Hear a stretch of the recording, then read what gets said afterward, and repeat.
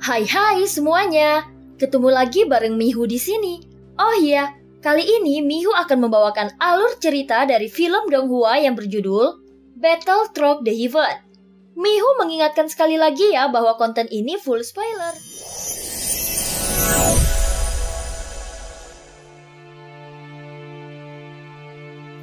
Melanjutkan dari kisah sebelumnya. Sebelumnya setelah mengeceknya, Xiaoyan menemukan bahwa itu merupakan bahtera dari alam dewa kuno.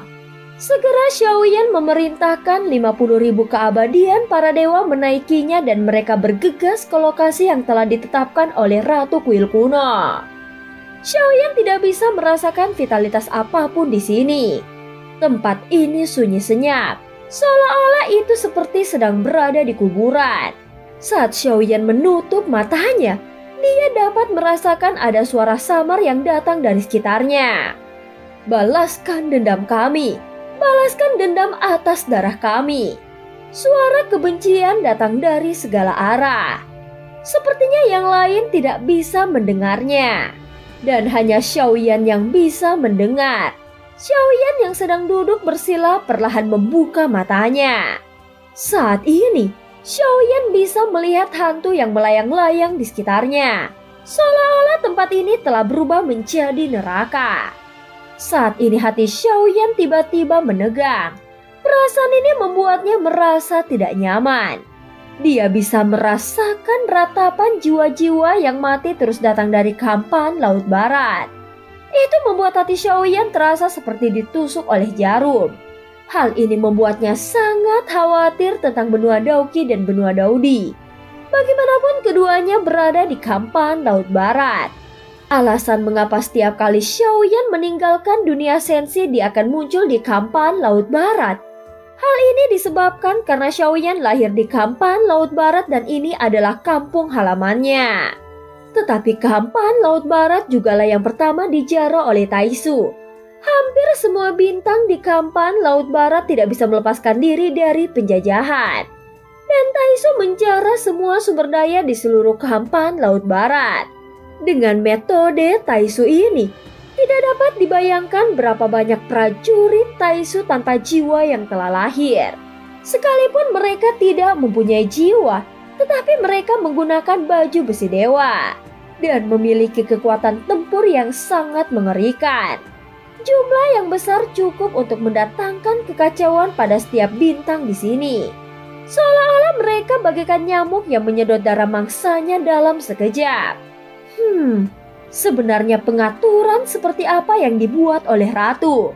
Jika ada begitu banyak keabadian dewa di dunia kuno, dewa abadi dan iblis, maka seharusnya kekuatan dunia sensi jauh lebih tinggi. Mengapa Ratu tidak melawan? Sejauh ini, Xiaoyan tidak dapat memahami pengaturan sang ratu. Tentu saja Ratu Kuil kuno memiliki alasan mengapa tidak ada perlawanan di sini. Hal ini mengisyaratkan pasti ada sesuatu yang tidak diketahui oleh Xiaoyan. Sekarang Xiaoyan telah kembali dan dia juga masih tidak tahu apa yang terjadi pada Ratu. Sehingga hal yang terbaik adalah dia harus bertemu Ratu untuk memahami semuanya secara detail. Namun kini Xiaoyan mengikuti instruksi yang ditinggalkan Ratu untuk pergi ke Baiming terlebih dahulu. Dengan bantuan formasi teleportasi, itu bisa membuat kecepatan bahtera menjadi lebih cepat. Dengan adanya 50.000 keabadian para dewa, maka kekuatan yang mereka miliki bisa dengan mudah mengaktifkan formasi teleportasi. Sehingga Xiaoyan tidak perlu untuk mengambil tindakan. Dengan formasi teleportasi, keempat bahtera yang dipimpin oleh Xiaoyan tiba di tepi Kampan Laut Barat. Dulu di dekat lubang cacing, masih ada beberapa alam atau sekte yang kuat. Mereka tetap berada di Kampan Laut Barat sampai akhir. Namun pada akhirnya, mereka harus memilih mengungsi dan pergi menyelamatkan diri mereka. Hanya sejumlah kecil orang yang tersisa sejak aku meninggalkan dunia sensi, ucap Xiaoyan dengan suara yang dalam. Setelah memasuki lautan kehampaan, Xiaoyan selalu gelisah. Karena begitu dia bertemu dengan seorang prajurit Taisu, itu hampir setara dengan mengumumkan hukuman mati pada prajurit Taisu. Jika aku menemukan prajurit Taisu, maka mereka harus mati. Mereka telah membunuh terlalu banyak makhluk hidup sensi. Jadi mereka harus membayarnya dengan hidup mereka sendiri. Pada saat ini di luar lubang cacing yang runtuh, terlihat ada 7 atau 8 bahtera dengan ukuran dan penampilannya yang sangat berbeda. Sepertinya mereka tidak berasal dari alam yang sama tetapi bepergian secara bersama-sama. Apakah kita benar-benar dalam bahaya? Terdengar suara di antara orang-orang yang berada di dalam bahtera itu.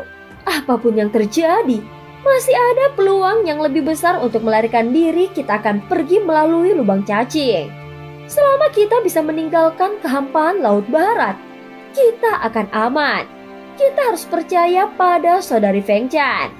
Di salah satu bahtera yang terlahir dengan mata putih, namun hampir sebagian besar dari mereka duduk bersila.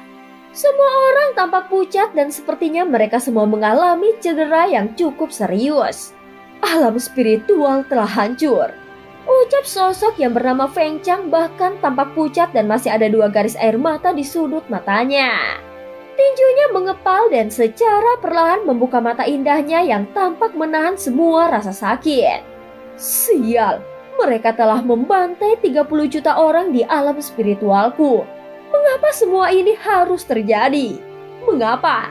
Saat ini seluruh tubuh Feng Chang sedikit gemetar. Dia telah melihat sungai darah dan mayat yang menggunung dengan matanya sendiri. Bagaimana mungkin pemandangan seperti itu tidak akan menyakiti hatinya? Selain Feng Chan, di sisinya ada juga Ling Fei. Dia terlihat lebih kurus dan mereka berdua tampak terluka parah. Tetapi dia tetap berusaha menjaga dan menguatkan hati dari Feng Chang. Jika dibandingkan dengan trauma fisik, maka trauma pada hati bahkan menimbulkan efek yang lebih parah lagi. Aku menyaksikan alam tempat kelahiranku hancur dengan mataku sendiri. Hanya sedikit dari kita yang berhasil melarikan diri. Bahkan jika mereka berhasil bertahan, mereka tidak akan memiliki rumah di masa depan. Ling Fei, kita tidak akan punya rumah lagi. Ucap Feng Chang dengan air mata terus mengalir di wajah pucatnya. Dia juga terus menutupi dadanya dengan tangannya. Rasa sakit ini sepertinya meremas jantungnya dan mungkin tidak ada yang bisa merasakan hal yang sama. Saat air mata Feng Chang masih mengalir di pipinya, terdengar suara raungan yang menyebar. Sepertinya ada sesuatu yang sangat cepat sedang mendekati mereka. Saat mendengar suara ini, Ling Fei tiba-tiba berdiri dan melihat Kampan di sekitarnya dengan mata yang waspada. Sial, kita ketahuan. Terus bergerak dengan kecepatan penuh. Pada saat ini di beberapa bahtera lainnya, terdengar suara gemuruh yang memilukan. Segera cahaya dingin muncul dari kejauhan dan terlihat salah satu bahtera itu langsung meledak. Sebagian besar kekuatan sosok yang ada di bahtera bisa menahan tekanan cahaya dingin ini. Namun ketika perlindungan bahtera itu menghilang, tidak butuh waktu lama bagi tubuh untuk hancur berkeping-keping karena tekanan. Cahaya dingin terus menerpa kelompok itu. Awalnya mereka berkumpul, namun mereka harus berpencar untuk bisa menghindarinya dengan kecepatan penuh. Pada saat yang sama, terlihat 2 bahtera lagi terkena cahaya dingin dan akhirnya meledak. Ling Fei, kita sudah tidak punya peluang lagi. Wajah Feng Chang terlihat berubah pucat dan tubuhnya bergetar. Saudari Feng Chang, Ling Fei juga merasa tidak berdaya dan mereka hanya berdiri terpaku. Seolah-olah mereka sudah siap menanti kematian. Saat ini kecepatan bahtera telah mencapai batasnya. Namun kecepatan serangan lawan jelas jauh lebih cepat dan itu bukanlah sesuatu yang bisa dihindari oleh bahtera. Dalam sekejap bahtera mereka sudah setengah hancur dan mereka seperti kura-kura di dalam sebuah guci. Mereka bisa melihat sekelompok sosok yang mengenakan baju besi dewa mendekati bahtera dengan kecepatan tinggi. Tampaknya bahtera ini tidak berarti apapun bagi mereka dan dengan mudah menghancurkannya. Adapun orang-orang yang berada di dalam bahtera yang meledak, semuanya dipotong-potong dengan senjata tajam seperti meremukan seekor semut sampai mati. Mereka melakukannya tanpa rasa bersalah, dan ini seperti menyelesaikan tugas yang tersisa. Satu demi satu prajurit Taisu ini bergegas keluar dengan perlindungan baju besi dewa, sehingga mereka dapat melakukan perjalanan melalui lautan dan kehampaan dengan sesuka hatinya. Pada saat ini di Bahtera, tempat Feng Chang dan Ling Fei berada, meski semua orang terluka parah, namun semua orang langsung berdiri dan siap bertarung sampai mati. Namun saat Ling Fei melihat ke kejauhan, dia merasakan masih ada secercah harapan.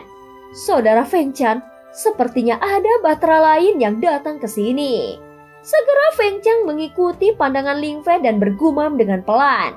Adapun prajurit Taisu telah bergegas ke dalam Bahtera tempat Feng Chang dan Ling Fei berada, sambil memegang berbagai senjata tajam dan bersiap untuk melakukan pembunuhan besar-besaran. Pada saat yang sama, sebuah paksaan datang dari jarak jauh, dan ada benang yang terlihat seperti guntur mendekat dengan kecepatan yang sangat cepat. "Jangan takut, aku telah kembali," ucap Xiaoyan dengan suara yang dalam. Dan cerita pun berakhir. Terima kasih udah dengerin Mihu dari awal sampai akhir ya. Jangan lupa untuk like dan subscribe. Sampai jumpa.